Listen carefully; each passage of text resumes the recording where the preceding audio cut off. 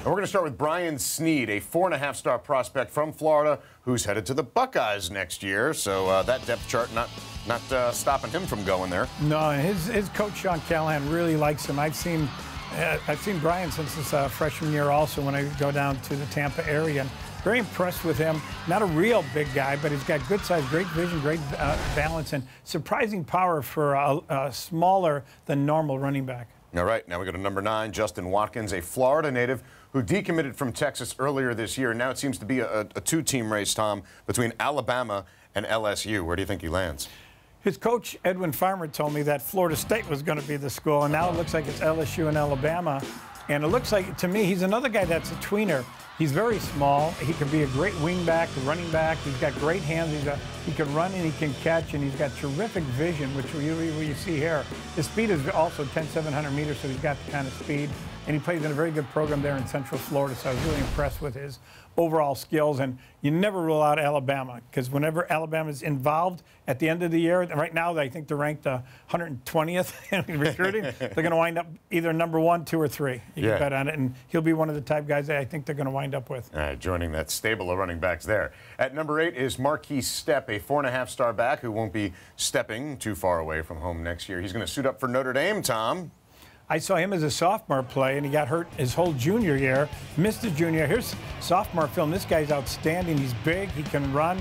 He fits perfectly into a Brian Kelly-type offense because he could get you the tough inside yards, but he's also got a good pair of hands. He's got to prove himself once again this year after missing his junior year, but he's got that, like I said, he's got the step, and he runs about a 10,800 meters, so he's got speed, and he's a big guy, almost 220 pounds. Looks like he could be almost a Cam Petway if he keeps getting bigger, too. It's quite I think a load. So. All right, landing at number 7, we have FABIAN Franklin, a Mississippi native. He's going to stay in state. Dan Mullen is going to get him, the Bulldogs, next year. And Dan Mullen, constantly overrated, keeps grabbing kids and getting big wins. Yeah, you know, and the thing that I liked about FABIAN is that he's one of the top 2 players in Mississippi. It's a bad year for talent in that state. FABIAN is a guy that's been just doing nothing but produce over the past couple of years. Again, he's got decent size, he's got decent speed, but great production. He was an all-stater last year, and Mississippi's got some talent normally. And last year they had a very good class, and he was one of the premier ball players, even though he was just a junior. So very impressed with FABIAN, and I think he'll be an instant starter for Mississippi State. Man, Cam Akers coming out of Mississippi last year, going to FSU. All right, number 6, we have James Cook. Cook, the 85th overall prospect in the class, the brother of former Florida State running back Dalvin Cook. Decommitted from the Seminoles, though, over the summer. Now considering Georgia and Louisville. What happened there? I think they got a lot of running backs, and I think he would like to play right away. I don't think he's quite as good as his brother, but you can see he's got speed. He's smaller than Dalvin coming out of high school, and he's got great coaches there at Miami Central. They've done a great job of developing him since his freshman year. I remember the coach brought him out to meet me when he had some other stars, and they said, this is going to be our next big star at running back, and he is. And you can tell he's, I think, a little bit faster than Dalvin, not quite as strong and not quite as has the vision or balance that Dalvin has, but he's still a big-time back. Yeah, well, for the parts that come naturally to you, you get the brother of Dalvin Cook on your team.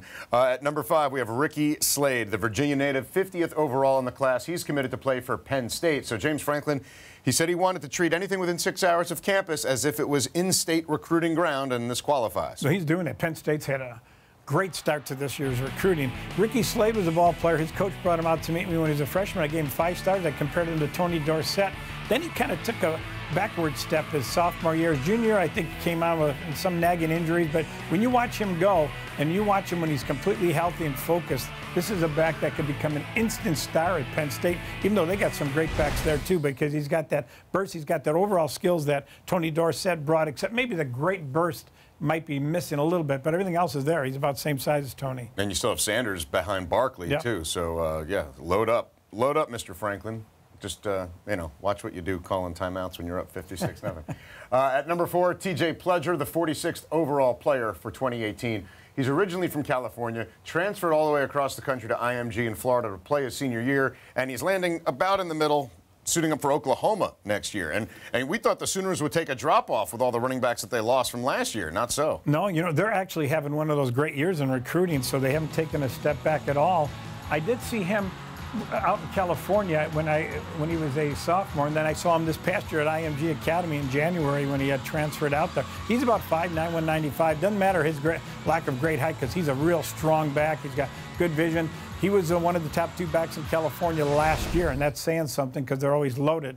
And I know out in West Hills, California, where he came from, the coach there was real upset losing him to IMG Academy because he was practically their whole offense. And moving down to IMG, where they have some other good backs, he's not going to see the same kind of workload, but he's still going to be a very talented back on a very talented team. All right, workload is a question for this next guy. At number 3, Jalen Gill, an Ohio native, staying close to home, playing for the Buckeyes, and this is Ohio State's second back in the top 10. How's Urban Meyer going to make room and playing time for all these guys? He's going to have to keep them all happy, but he's another one that missed his junior year because of injuries, and a lot of people I thought he was going to definitely be a 5-star back, and by the end of the year he probably will be, because he's a super talented running back, and he's a guy that I think that can catch, he can run, he can block, and he looks skinny at about 190 pounds when I saw him, so I think he'll wind up being about 210 pounds as a freshman. Yeah, worked out for J.K. Dobbins, right? Missing his senior year and still staying high up in the rankings, of course, tearing it up now.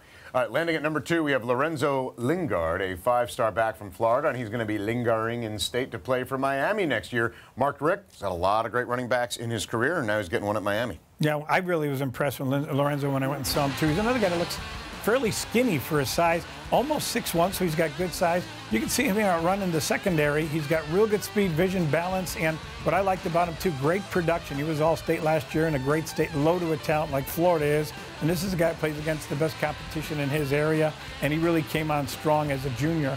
And I thought as a sophomore, he had that potential. He realized that potential last year, and LORENZO LINGARD is one of the premier ball players in the country. Yeah, he looked like it right there. Top running back, though, in the 2018 class is ZAMIR White, and he is the 13th overall player in the class. He's from North Carolina, but headed a little further south to play for Kirby Smart and Georgia because Nick Chubb and Sony Michel cannot stay there forever, Tom. No, and Georgia's had a great track record of recruiting backs out of North Carolina. And ZAMIR, he's the legit, really great back in this class, I think. And I've seen him as a freshman, sophomore, junior. He's come out to meet me when we do our interview sessions, and very impressed with him. He's a big guy, too. Man. He's got like Leonard Fournette type of ability, I think. He can run at 700 meters like Fournette could. He's big, he's powerful, he's got good hands, and he could do it all. And I think going to Georgia, I think he could play an awful lot, see significant playing time as a freshman. And he's wearing number 34 already. They like that number at Georgia.